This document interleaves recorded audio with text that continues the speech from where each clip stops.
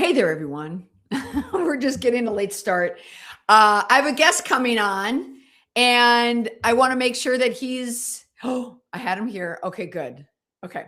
All right. So I think I got you, Clayton. Okay. So, hey, everyone. We just had a little delay this morning because I was a horrible host and I was just really too late to the game. I have a new office set up today, so things are a little crazy. So let me just bring people on real quick. We are going to follow up from the live that we had yesterday. I just hopped on Substack real quick, and even my executive assistant Deanne said, "Did you already do your live? Like, are we canceling your live?" And I was like, "No, I was just watching a live press conference, and I needed to get other people's take on it." So what was great, and which is one of the reasons why I love Substack, is one of our members reached out, Clayton, and said, which I've seen Clayton's name before, and I knew that he had a media background, and he said, "I have experience doing this." So, hey, Clayton, how are you? I'm doing well, Molly. I hope you can hear me now. Yeah. Let me take my headphone out. Hold on one second. Okay. Tech. Hold on one second. Oh my gosh, works. Yes. We are. Let me see if this works. Can you guys hear me? Okay. Okay. Okay. I need, because the audience is so great, they'll tell me if we're having issues here. So yeah. Let us know if you can hear me, guys. Yeah, if someone wouldn't mind in the chat. Yes, long-time fan, long-time listener, first-time caller. Nice to be with you. Let us know if you can hear me, guys. Yeah, if someone wouldn't mind. Oh, hold on one second. Okay, wait, I got us on twice. Hold on one second. Long time. Okay. Okay, here we go. All right, now, do you hear me okay? I hear you fine. How about all right, me? and we got everyone else. Oh my gosh, I have a million screens going at once. Hold on. All right, I got my people here. Oh, geez, there's so much going on. What happens when you're producer, director, host, intern, the whole bit. Right. So Clayton, I have your bio in front of me, but why don't you tell us everyone about your background?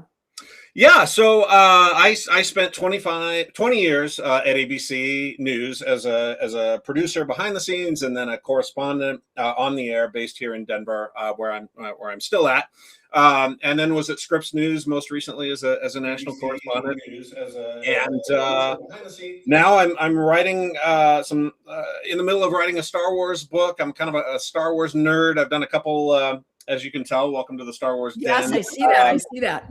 And doing some consulting and media training for a firm here in Denver called Dovetail Solutions, and been having transferring all of those journalism skills into the other side of the fence, and that's been fun and interesting to learn. And so yeah, it's I have kind of a very mishmash of media experiences, sort of on the journalism side and now the other side, the PR side.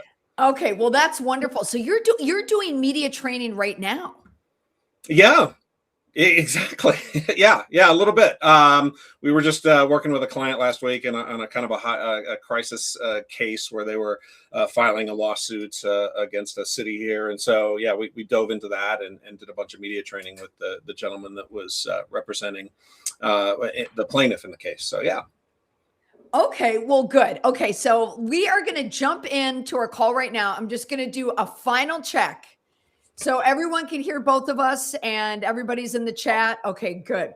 All right. Oh, good. All right, cool. Okay, good. So I have questions. So what we're going to do is, this is just going to be like our regular chat. Clayton, have you been on just our regular Friday chats, the cadence and everything? Yeah. I've seen one or two of them. Sure. Yeah, I've seen one or two. Okay, no, I watched with you yesterday. I didn't watch the presser. I watched you watch the presser yesterday. Oh, okay. Well, this is why, and I'm so happy that you reached out, because you're like me. You have long experience. So tell me. So you were were you GMA or ABC News?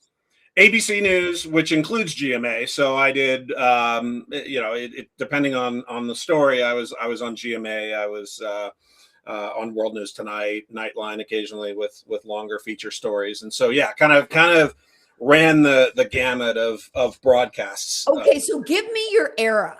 Give me your era. Like who? I know Robin Roberts was. Oh yeah. So I started in 2000 in Washington D.C. and You're at the D.C. bureau. There were still some of the greats around, like Sam Donaldson. I worked for Sam on his webcast and radio show that he did. Worked for Peter a few times. He would come down to DC a lot, and I would be his producer on live broadcasts from time to time. Peter Jennings and. Okay. Yeah, and Robin so you Roberts. Were 9/11. You were there at 9/11. Yeah, I was there for 9/11. It was funny. We moved to DC, and all within like a year, we had the DC sniper story. We had 9/11. We had anthrax being delivered to the mail room at ABC. It was like the DC. We can't get too far from the press conference here, but the DC sniper case. So I lived in Old Town during that case, and it was a Sunday, and we were getting gas in Manassas. Yeah. And the next day, the shooting took place kitty corner from where I was. And then the day that I had to get an ultrasound was the day someone was killed in Bethesda. Yeah. To live in DC at that time was insanity. Yeah. And you would pick, I was picking gas stations based on where, I thought someone could be hiding out and avoiding those places. So, yeah. Well, so then here is our transition into this. So did you cover press conferences from Charles Moose? I did sort of remotely. I was a cutting producer at World News at the time, so I was, I was watching them from the bureau. I don't think I attended any in person, but I did cover the trial afterwards. You did. Okay. Yeah. Well, you had mentioned to me that you've covered a lot of press conferences. Yeah. Okay. Yeah. So you've been in the room. So did you see any of the clips from, there's been a number of press conferences now, but did you see any of the clips from the press conference yesterday out of Pima County? Oh yeah. I watched the whole thing. I went back and watched the whole thing. You went back. Okay. Well, now here's the big question. What was your take? Did you have the same overall? What was your take on the press conference? Overall, it was rough. It was, I think you called it a train wreck. I would agree with that. I think that, first of all, this is a really tough, I have some empathy for the sheriff. This is a really tough position to be in. This is a high profile case. It's being covered internationally. I saw stories this morning from the Daily Mail, the BBC, from those guys all the way to Entertainment Tonight. They're all sort of there in the room, and it is tough to do your job at a time like that. But that being said, there were a lot of, I think, unforced errors in this press conference where I do think ultimately they don't really know what's happening in this case, and they're flailing a little bit. But you saw some of that, and you saw some mixed messaging and some sort of backtracking, and like you said, they were back on their heels, I think, quite a bit. Yeah. So. Yeah, I think they could have come out and been much shorter. It was interesting as you and I were watching it yesterday. I agreed with you that you kept saying there's no news here, there's nothing new, and you were right in that moment. But when you go back and look at that press conference, there actually was a lot of news that came out of it, but it was so damn disorganized. Yes, that's exactly it. Came out in drips and drabs and piecemeal. We learned about the blood on the porch, the timeline, the reward, the arrest of an imposter, the fact that there was no surveillance video, the deadlines, all of that stuff came out. And when you combine that, it was newsworthy. It was. Okay, so let's start at the beginning though. Let's be organized. Let's not be like Pima County and all over the place. Fair enough. This is how it happens because you and I are hopping in hot, on this. But, I'm covering it live, top of mind, and I'm watching it really like the public's watching it. Exactly. And I'm watching it with, somewhat of a different eye just because, I just having the background and watching and working so many. So let's start at the beginning because I do agree with you and doing the live chat in the beginning, listening, Yeah. There was no news. There wasn't. You're But right. then the news, I think I said in the live, they kept burying the lead. Yeah. Because they would drip out like, well, wait a minute, that's news. So Yeah. from the beginning, so Clayton, you've been in a press conference? Oh yeah, lots. Okay, Yeah. give me an example. Give us an example of a similar press conference. If you could bring out a nugget in time, go back in time for a news story. Give us an example. Yeah, I think the most effective ones. There was a murder case that we were covering here in Colorado. This guy named Patrick Frazee, and it was a similar sort of thing. His fiancée had gone missing, and so there was a few days where nobody knew what happened to her. Wait a minute, is this a national story? This was a national story. Okay, Yeah. I need more background. Does anyone else know this story? Patrick Frazee. Yeah, I'll give you a little bit of background. He was. What's the date? What year? Oh, this was probably 2019. Yeah, 2019. Patrick Frazee, F-R-A. Not Patrick Swayze. No, not Patrick Swayze. Absolutely not Patrick Swayze. Patrick Frazee was a guy who lived down in which county down in Colorado? Florissant was the name of this tiny little town. But anyway, he his fiancée went missing, and he, for days people were looking for his fiancée Kelsey Barrett. Why don't I remember this? Yeah, this was a big case that we covered extensively on GMA, and wait! I see Kelsey's photo now. Oh yeah. Okay, yeah. I see Kelsey's photo. Yep, absolutely. Yeah, so we were covering that case, and it was an interesting one because she was missing for a few days, and the police were kind of doing the same thing where they were saying we don't have a person of interest, we don't have a suspect. What was really interesting about that case for me is I was working it with a producer friend of mine named Carol McKinley, and Carol had really great local law enforcement sources, and I had really great federal law enforcement sources. So between the two of us, we had the story. We knew what it was, but this was stuff that was told to us in confidence that we couldn't report.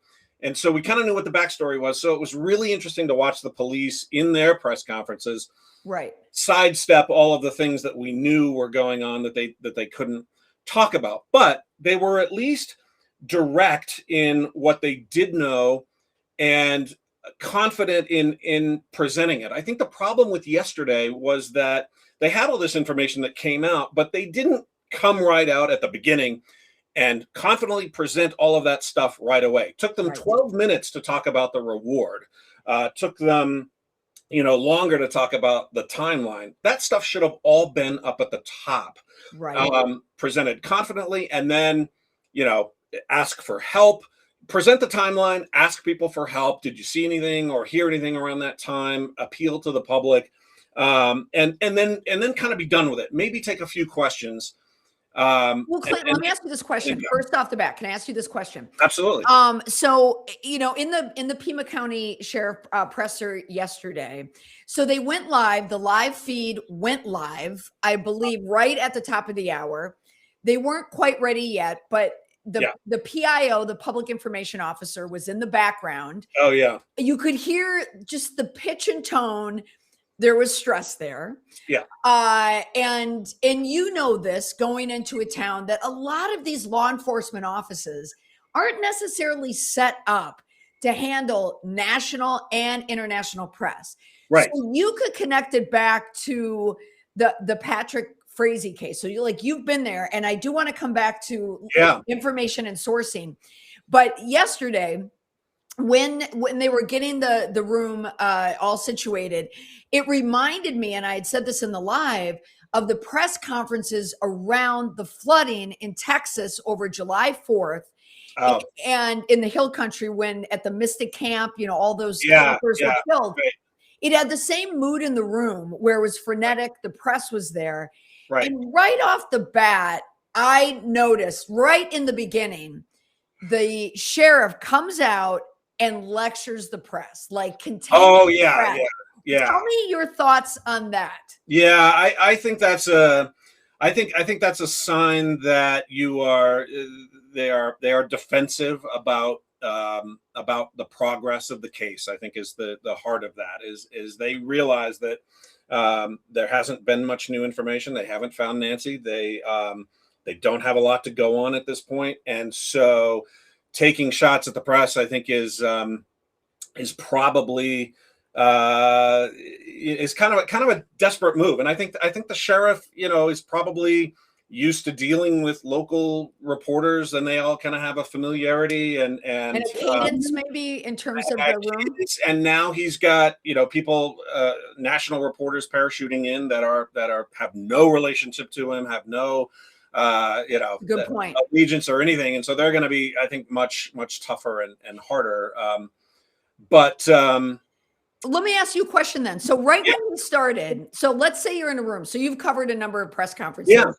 And when there's like a breaking news story, and also cases where someone's missing.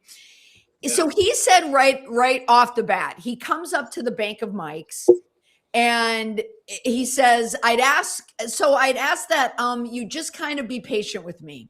Pay attention to the questions asked, because sometimes you guys want to ask the same question twice and you'll get the same answer. So you have to help yourself get what you can get out of this. And then he diverted into, like, there was a tragedy, like an accident that, the helicopter happened crash. in northern New Mexico crash. Yeah. Which is awful. But Clayton, would you agree with me that it felt like, right off the bat, like if you're in that room and you're a member of the press, how should a spokesperson, not a PIO, but like a head law enforcement, what's the first thing they should say when they come up to the bank of mics? What do you want to hear as a reporter or a producer? Usually what they do, typically what they do is they just come up there and they announce who is going to be there. They'll spell the names, they'll do the basics, because they know that there are people who don't know, the FBI special agent in charge, or how to spell the sheriff's name or pronounce it or whatever. So I think, they didn't do that. Come to think of it, they didn't. I didn't see them do that. Yeah, and I, that's just sort of the basics. But again, they're probably not used to dealing with out of town press who don't know, and so they're probably assuming that everybody knows who everybody is, maybe. Right.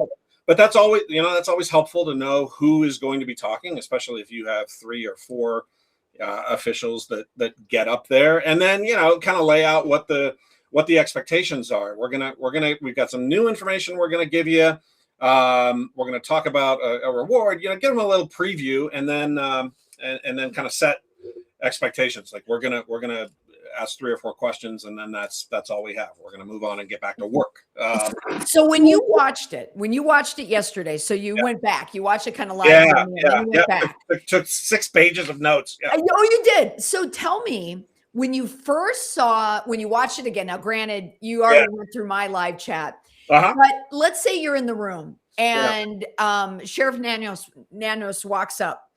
In the first minute when he's talking, how do you think he's feeling in his head? That, like, is he confident? Does he have information? Yeah. In other words, why did they call that press conference yesterday? What was the reason?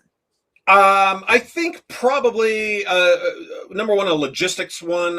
A day or 2 before, he had talked about how his entire day was answering questions from the press. He was doing not only the press conferences, but I noticed he was doing a lot of one-on-one sit-down. Yeah, I noticed that too. Some of the network people, and so I think it was partially a way to get everybody in one room for an hour or whatever, and get all the questions addressed in one place, so he's not spending so much time doing all of that stuff. But no, I don't think he was overly confident. He seemed to be largely focused on process. He kept talking about lab results coming back and working with tech companies and all. He kept going into all of these things that they're doing and telling people, well, the results haven't come back yet. And it's like, yeah, we know you can step on the gas a little bit to get those results in. So, that's a really good point. Yeah, I don't know that anybody was buying a lot of that. He did fairly early on say that we have not identified a suspect or a person of interest, and we could talk about Ashley Banfield and all that stuff. Well, we are going to talk about Ashley. But no, I did not get a sense in that first, 15 minutes that there was anything particularly new. Newsworthy, Why right? did they call it? Yeah, I think it was. Yeah, I think it was First just 15 minutes, it yeah, seemed disorganized, and completely we were disorganized. questioning, Yeah, why are we here? yeah, But then here's the question. When I was first watching within the 15 minutes, I did see him pop up on a number of media interviews one-on-one. yeah. And when you get to that point, when also you are the chief law enforcement POC or point of contact for this, Yeah. and you're doing media interviews, there's an optics issue, particularly with a case where they're going on so little. And then the Yeah. other piece of it is Ashley Banfield. So let's talk about just in the moment first, before I get to the Ashley Banfield. Should they have done that press conference yesterday? Was there enough news to warrant a press conference yesterday?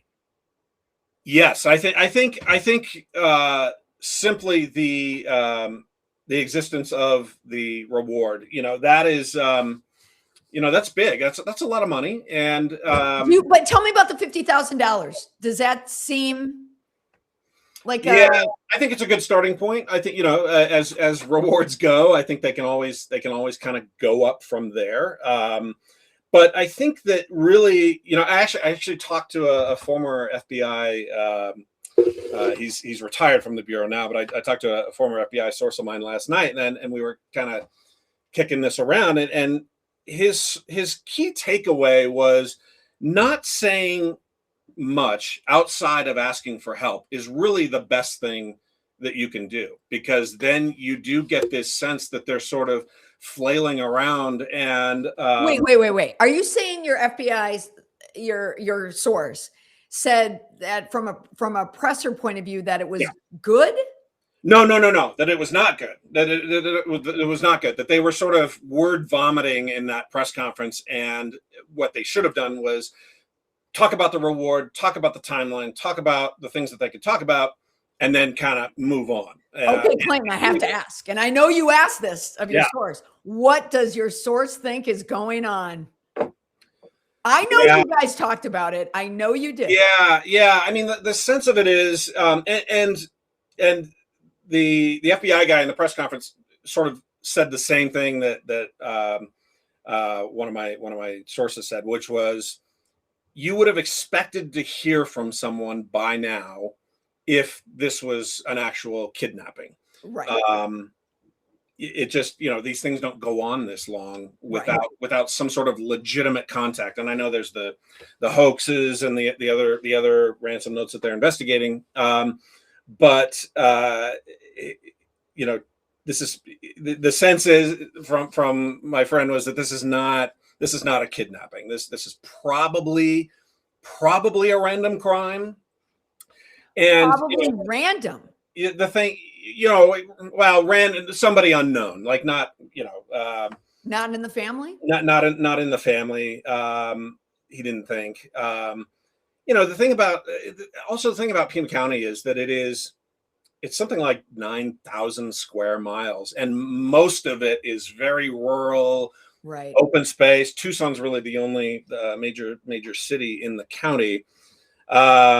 And there's a lot of area to search. There's a lot of ground to cover, physical ground to cover. And but yeah, I mean, the sense is that this was not a Clayton. Do you think this is not a true crime chat. But what do you think? What do you think? It's funny. There's so many. I'm not an armchair detective, but I tend to think the same thing, that it's probably a crime that was, maybe whoever did it knew of her, or the house is, it's a nice house, nice neighborhood.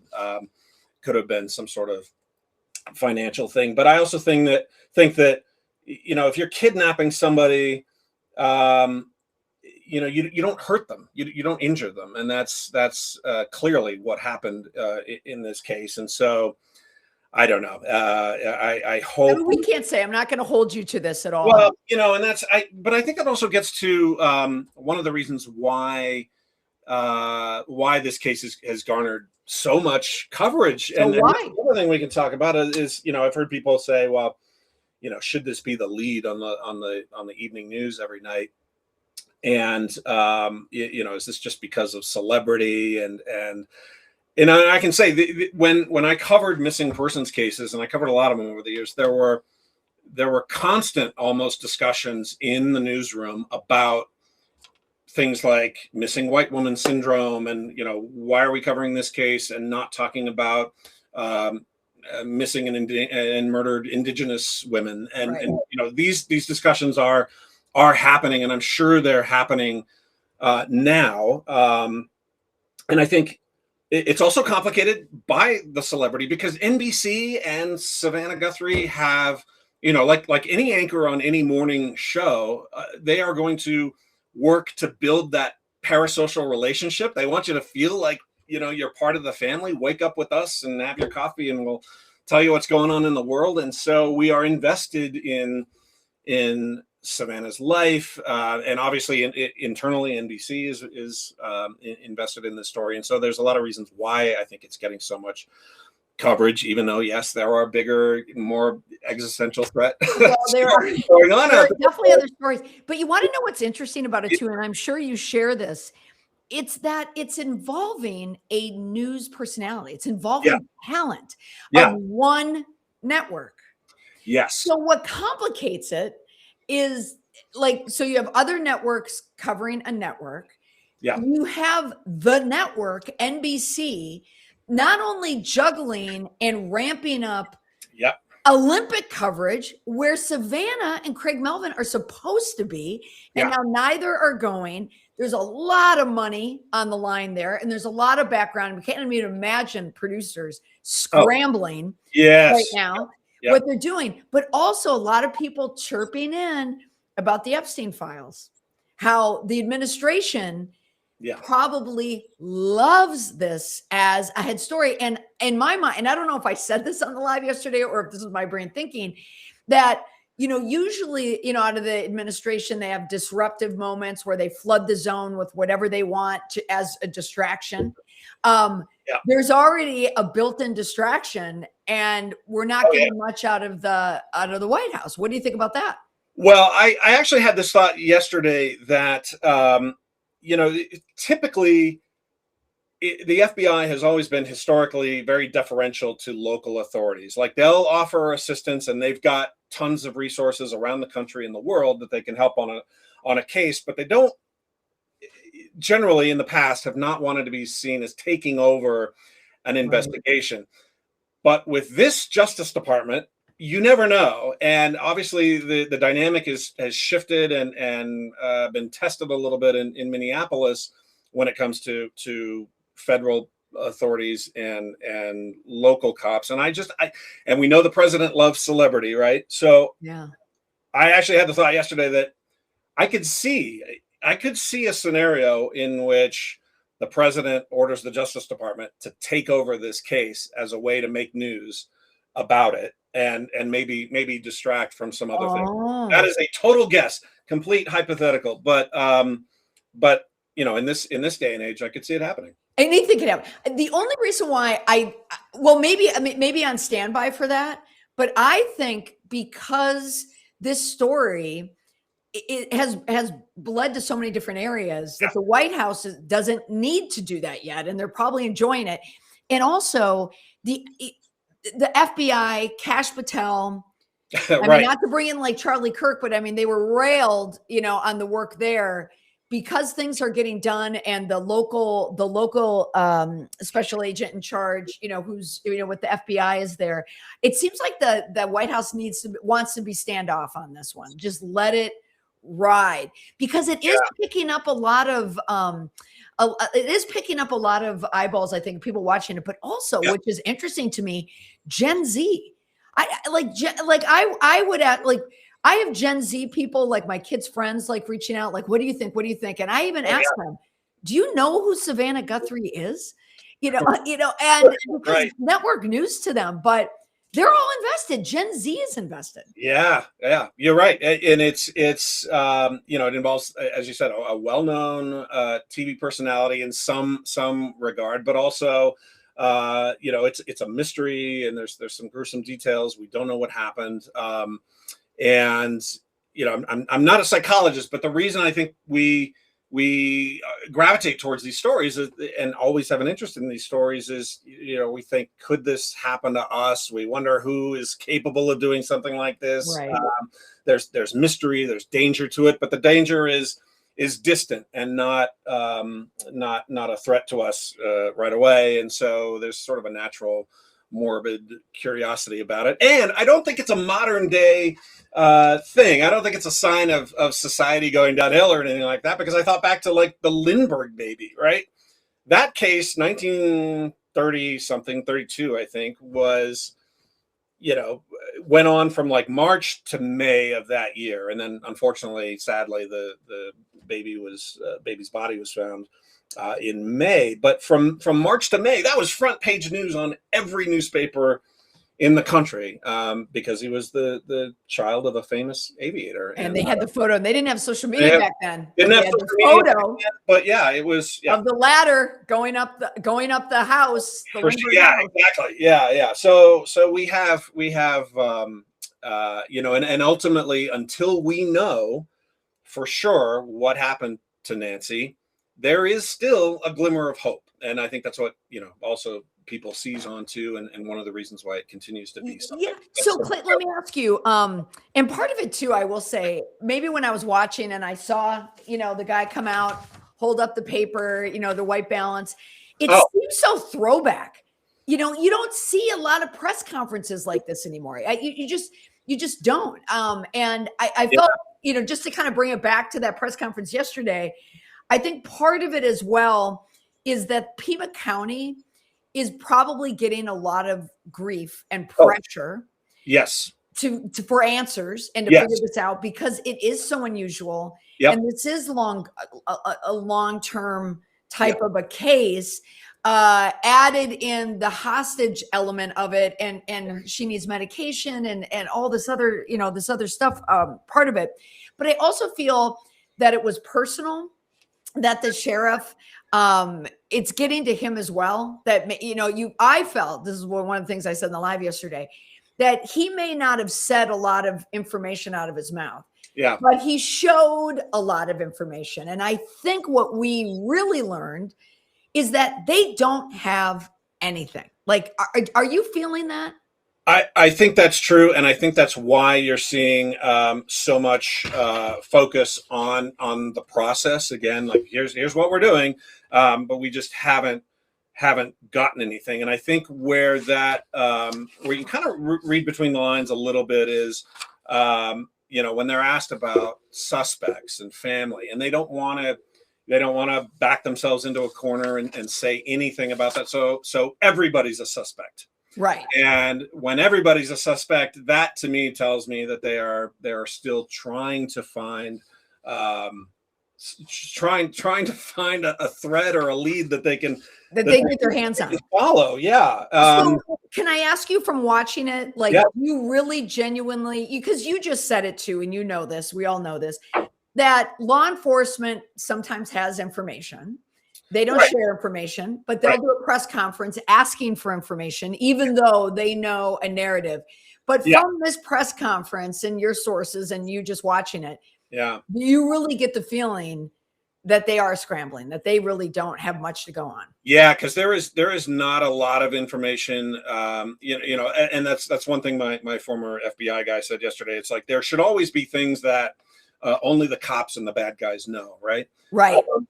But what we do know is a lot of just little things that are don't seem to add up to much. And the longer this press conference went on yesterday, and the more reporters were asking questions, like there was the one that stood out to me where somebody asked about, have you checked the pharmacies to see if those things have been filled, and he goes, well, we did, but maybe we need to go back and do that again. Oh my gosh.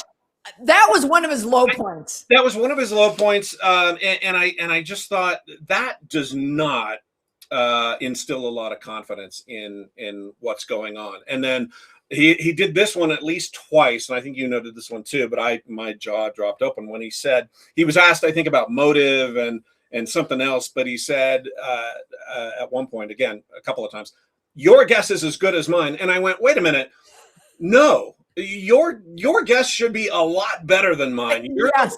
You're the ones wearing the badge. You're the guy in charge of the detectives. Your guess should be a lot better than mine. You know, even if, never say that. Even if you think that that's the truth, never ever say that. And he also said too, he said it a few times, almost chastising himself, this self-flagellation, at the mic. Yeah. Well, we can Monday morning quarterback, and well, if I Monday morning quarterback, I would have done it differently. It's like, oh my gosh, you are mid-investigation and you're already admitting to making mistakes. Yeah. And he said mistakes are going to be made. And what I thought when I heard him say that was, dude, you are going to be asked that in a deposition. You're going to be asked about that. What do you mean mistakes? What do you mean you would have done something differently? That, it was just, at that point, it was just like the PIO needed to wrap it up. Okay, Clayton. Well, actually, let me just table that because we do have to come back to that when we wrap. But let's go to the suspect part, because he did say, we have not identified a suspect or a person of interest. And then later he said, everybody's still a suspect in our eyes. That's just how we look at things. Right. Okay. So negating himself in the same press conference.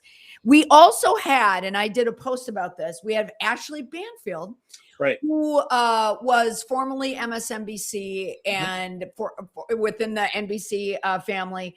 And then she moved over to News Nation. And I only found out when I was watching her interview that she's a contributor now. She no longer has a show on News Nation. Yeah. But she had a law enforcement source. Now, you yourself in this chat are talking about having law enforcement sources. Yeah. Who said to her that they were looking at, the actor and director Timothy Busfield is indicted on charges that he had sexual contact with a child actor. Wow. Timothy Busfield. That's going down. That's going down fast, downhill fast. Yeah. But anyway, where was that? Okay. So Ashley Banfield. So when she announced that she had this source, that there were two interesting things about it. One is that it didn't get a lot of pickup. But two, I feel that what she's saying is accurate and true. It's absolutely believable. Why would a reporter not say that? Yeah. So I think this gets into, a discussion of sourcing, and I have no idea what her sources are. She's certainly an accomplished reporter. She has been at this a long time. You mentioned her career. She was actually at ABC at the same time I was for a time. Oh, really? Only like a year or two, maybe. Was that before? That was before. It was right around 2010, and I'll tell you why I know that, because she came to ABC, and I at that time was like the junior correspondent. I was working on the weekends, and there was a shooting at the University of Alabama in Huntsville. There was a college professor that killed 3 people and wounded some others. And the professor was a female, which was unusual because most mass shooters are male. And so case got a lot of attention. I flew out on like a Saturday or Sunday to cover it for the weekend shows. And at the time, like I said, I was the junior guy. So they would send in the grown-up correspondent to Bigfoot you off a story for the weekday shows. And they sent Ashley in, and one day, it was a Sunday, I think, and my producer Brian and I were walking into the campus police station for a meeting with the PIO or one of the investigators, and we were in there for 15-20 minutes. Came out, and we're walking back to our car, which was probably a American-made SUV of some type, probably looked like a cop car, but out of the corner of my eye, I see Ashley Banfield running toward me in the parking lot, and her producer's trailing behind her. And she comes up to us and starts just peppering us with questions. I think she thought we were cops. I think she thought we had something to do with this case and was wanting to ask us questions and can we exchange phone numbers and all of that. And then her producer kind of caught on and realized that we were both there on behalf of ABC News, and so we kind of had a laugh about that. But the reason I tell that story is that tells you the kind of reporter that Ashley Banfield is. She is not afraid to stake out a parking lot and bird dog anybody who walks in or out of a building to try and get information and try and push her reporting forward. And that sort of aggressive stance is exactly what you want in a case like this. And so I have no doubt that over the years she has built up, and she actually said this the day after. I think there was a clip that they posted on News Nation where she explains, I've been doing this a long time. I have a lot of sources in, and she kept saying federal law enforcement. And she had no reason to doubt this person. But what I also know is that whenever the FBI or the ATF or the feds get involved in a local case, obviously there's a reporting chain and they have to brief everybody up the chain. They mentioned yesterday that Kash Patel is getting briefed like several times a day, I think was the word that the FBI guy used. And so I think I've seen this happen before, where as the information goes up the chain, it's a little bit like the game of telephone. Like if you weren't in the room for the briefing, or maybe you heard it secondhand. So I could see a scenario where, for example, there was this report that all the cameras had been destroyed. Right. And I could see a scenario where the chief or the sheriff yesterday said, yeah, the camera was removed from the front door. I could see a scenario where, as that makes it up the chain, for example, that some federal source sitting in Washington, D.C., who has no real connection to the case other than they've been briefed on it, describes that as, oh, all the cameras were destroyed.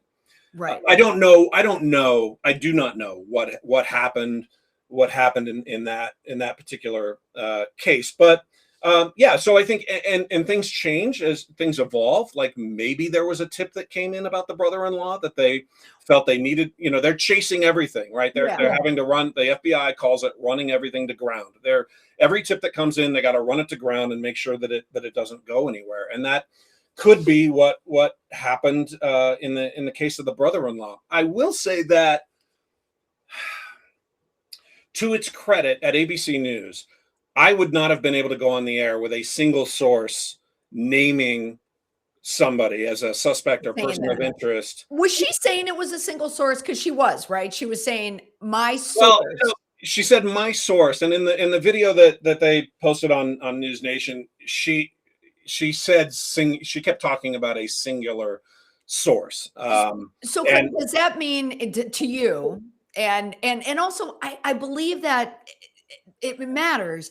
She's not reporting for NBC. She's not reporting for a network. Right. News Nation is a different network. I think at a different level. Like I've seen them go with scoops before that no one picks up. Right. So I think they're like the little kid, the little brother that nobody pays attention to. Yeah, I think it's partially that. And but I also think it was accurate. She wasn't saying that her source said the brother-in-law was guilty. Right. She was just saying that they were looking. They were looking, and that makes sense, because in any case like this, that's what my FBI guy said last night, is that they're going to be questioning everybody, family members. They're going to be canvassing the neighborhood. They're going to be going to door to door. They're going to talk to everybody. And like the sheriff said yesterday, we're talking to the Uber driver. We're talking to the gardener. We're talking to, everybody is still a suspect. But we have no prime suspect. And he also had an interesting phrase, which was, we are not there yet, which could be, maybe we have somebody in mind, but we just haven't been able to put to prove it, or put the probable cause together to go in. But yeah, so. Well, now in that room, going back to that press conference yesterday, I felt, I thought I heard the PIO say, or he said, we're only taking one question or two questions. And then they let it, go on and on. But I felt the reporters were doing a better job investigating than it appeared the investigation out of Pima County was. It's in other words, and you tell me, because this is your point of view. Yeah. I felt like they kind of had him, that he was so loose up there, and so unorganized and distracted that they could push questions and volley questions back and forth to get him to say something? I Did you agree. get that sense? Yeah, I got the sense that probably in that room, when he keeps talking and he keeps answering questions, it's like, okay, this guy's not going anywhere. He's clearly here for a bit, and let's get in every question. On the investigative part, yeah, I think that one thing that maybe people don't understand about what happens in high profile cases like this, especially at the top networks like ABC and NBC especially, and probably CBS too, but entire editorial teams are assigned to work this case. So there are editorial producers who are making calls, following up on things. It is like an investigation. Like it really is. They're chasing all kinds of leads as well, and they are hiring booking producers to go knock on doors, and they're doing all of these things. So it really is, there is almost like this parallel investigation. I've often said that we are, reporters, journalists are not first responders, but we are like second responders, and we have a lot in common with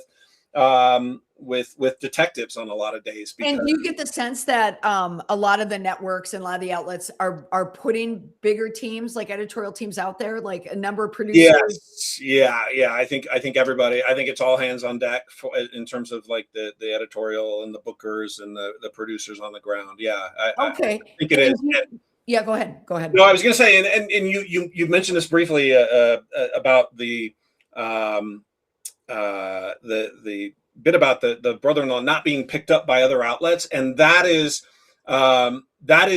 very telling. If you can't match it, given all of the law enforcement sources that an ABC would have or an NBC would have, I do think that is telling, because they've had time now, and they are talking to their sources all the time. And one thing that I used to do, and it worked most of the time, is that I would talk to a source or a PIO who couldn't talk about a case, the details of a case, because it was an active investigation.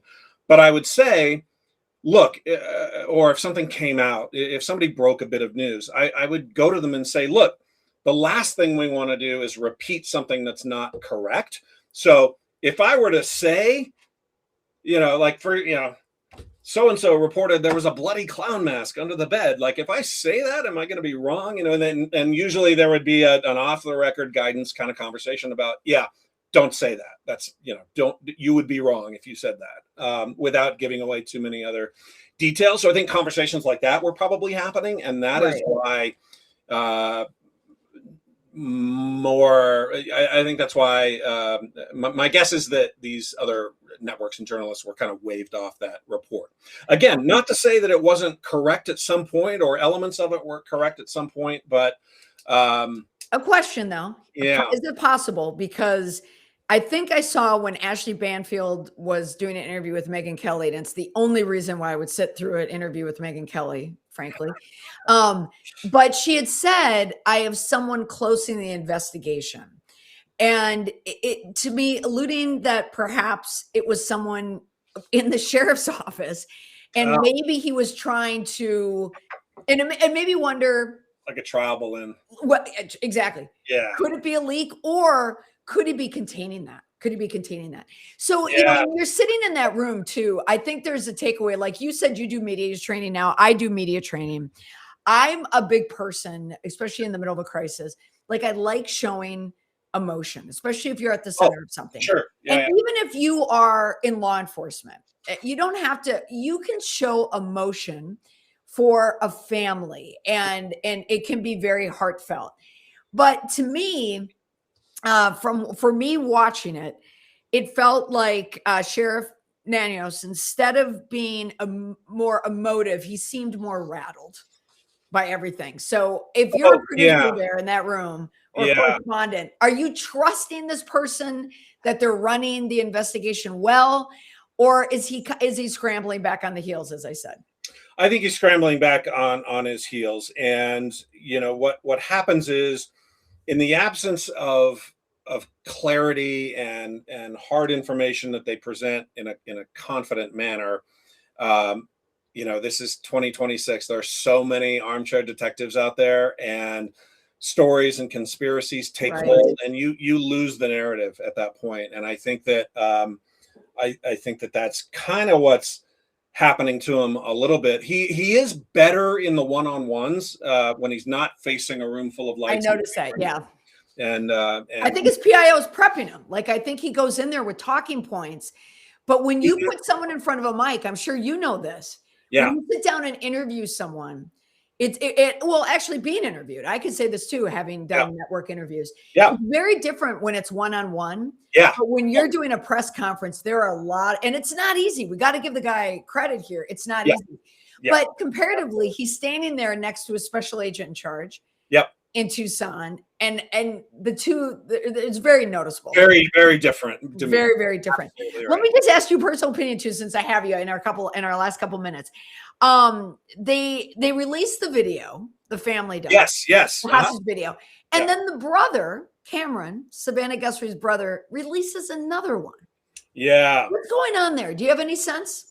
My sense is I have no information other than an educated guess, which was that we did learn, and this was another thing that I was surprised they put out in the press conference, the timing of the ransom note, which was a little confusing to me, because it was like, okay, the deadline's 5 p.m. today, but then like it moves to Monday. Like that was like, very confusing. The terms change. Like, explain why. Either explain why there's two deadlines, or don't talk about it at all. And did you notice when they were doing that, the FBI agent, he went back and he had to look. He had to look at his notes and all that. Yeah. He didn't even want it to come out. Yeah. So that was a surprise. But I think, what I've read and what I've seen is that second family video from Savannah's brother came out right at 5 p.m. yesterday. Right at the deadline. So I didn't make that connection. So maybe like, let's put something out right at the deadline. So if there is a kidnapper out there, maybe they're paying attention and see this note. But again, there was no, and this is unusual, is that there was no way to contact a supposed kidnapper. So how are you supposed to make this? Okay, so let me just go to someone in the chat who's paying attention to this. I did not make that connection that the brothers video came out at the timeline, and I assume we're saying here Harvey, that could be Harvey Levin, because Harvey Levin, I guess, has the ransom note too, and also the FBI agent in charge said the same thing. Yeah, exactly. Deadlines. This was the public. This was the note that went to the news organizations. But what do you make of a ransom note having two deadlines? Well, one of the things that I'd read is that there was like the stakes apparently are higher with the second deadline. Like if you don't respond by Friday, then this is going to get worse, or maybe there was a threat contained in there. I don't know, but there was some indication that I've read where that the second note, the second deadline, was supposed to be more consequential for whatever reason. So with that though, do you think the family believes did you talk about this with your source? Do you think the family believes that she is being held?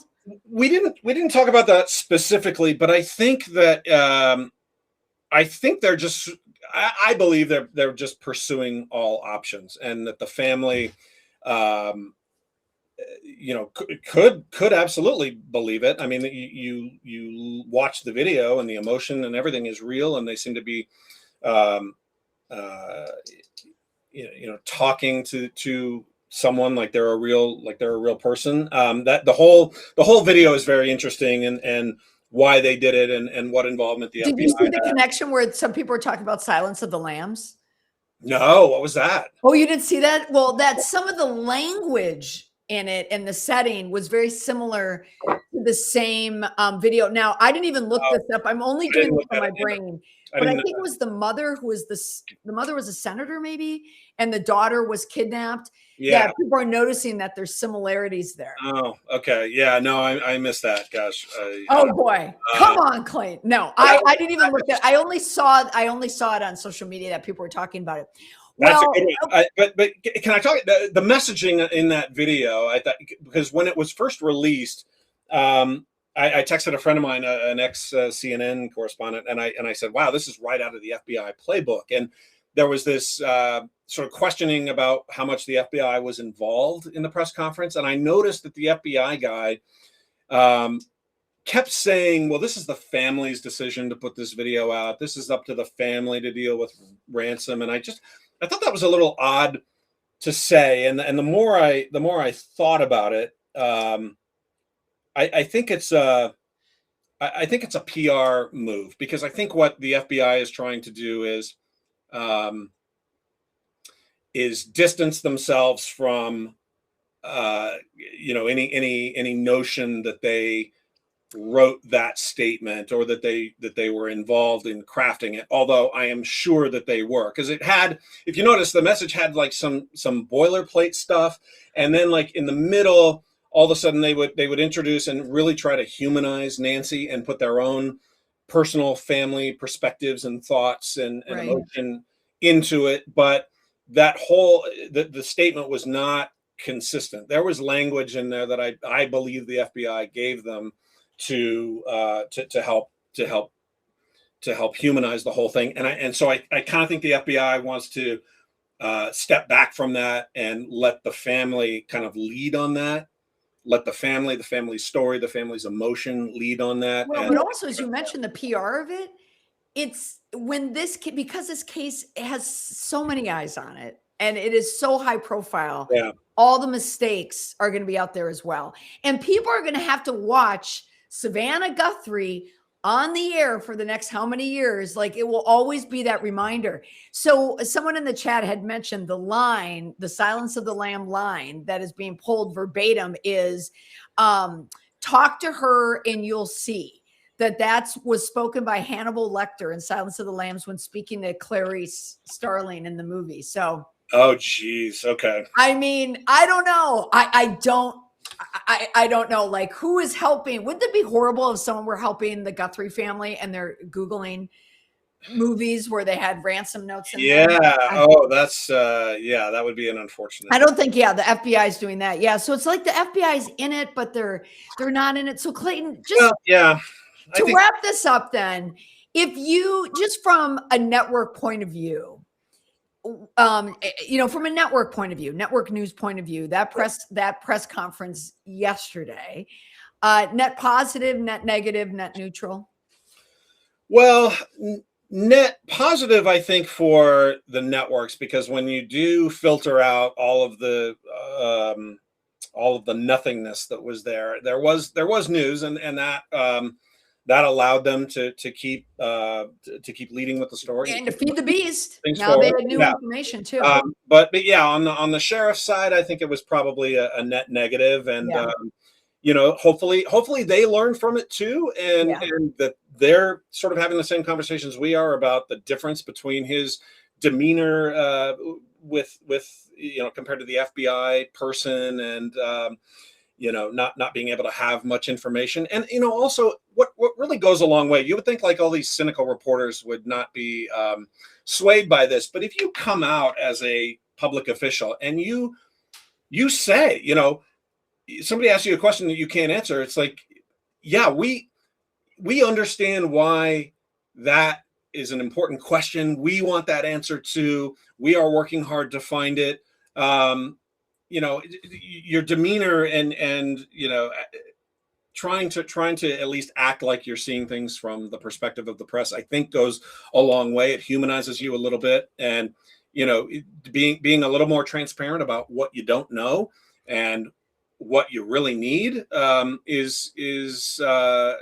I think does go a long way to kind of getting the public sentiment on your side. But like I said, hopefully they'll learn a little bit from that and try and apply it. Yeah. Well, Clayton, I want to thank you for joining me today for our weekly chat. There will be a conclusion to this. There will be. Yeah, there will be. I don't know how it could be. Yeah. Positive. It's heartbreaking. It's heartbreaking. It's stomach churning. It's to have to go through this as a family member, and not only that, but go through it so publicly. Right. in the age of the internet. And like I said, with all these the armchair detectives and social media, and it's got to be the worst thing in the world. But like you said, yeah, there will be a resolution to it at some point. And Yeah, and I would love to have you back too, and then we could even look I would love to. That'd be great. And then even see and watch how NBC, because NBC is juggling. I can't think of another time where it's one thing if you're dealing with a crisis, like you're dealing with like a Matt Lauer crisis, that's different. This is a tragedy.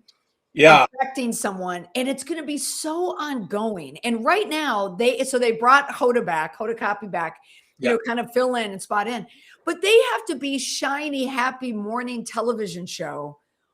Wow, talent is just dealing with this tragedy. Yeah, it's the worst. And the Olympics. It goes against every mood that you try to create on a network morning show like that. But I think there's sort of an appropriate tone to strike, and I think for the most part they are striking it. It's got to be awkward. I texted an NBC correspondent who's out there now and just said it's got to be hard to report on your own people like this, and I didn't really get an answer. I just kind of got a thumbs up. Oh yeah.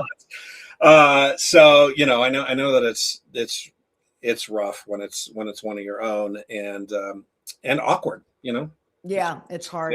Well, Clayton, thank you so much for joining me. And I'd love to be back. I had all these notes on Baldoni and Lively. Sometimes where the conversation goes, especially when we have our chat too, because so many people are talking about it, and many people, like, we're looking at it from a media point of view. That's what fascinates me. I'm trying to glean information from that. But there's a lot of true crime people out there who are really good at this, and the reporters as well. So Clayton, thank you so much for the time. Keep watching the story though. Absolutely. Keep talking to your sources. Will do. Yeah. And we'll have you back. And take another deep dive on this. It'd be great. Absolutely. Okay, well, thanks. We'll talk again. All right. Thanks so much, Clayton. See you later. All righty. Bye. Bye, everyone. Thanks for joining me. Bye for now.